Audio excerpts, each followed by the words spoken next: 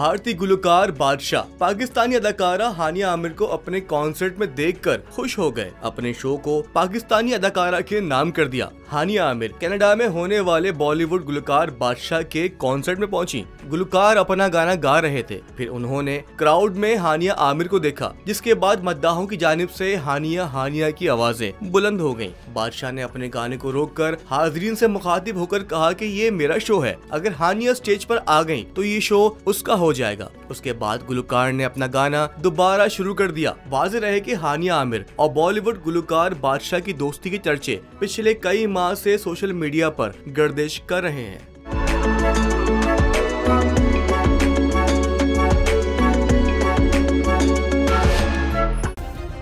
Subscribe करें और bell दबाएं ताकि कोई खबर रह न जाए।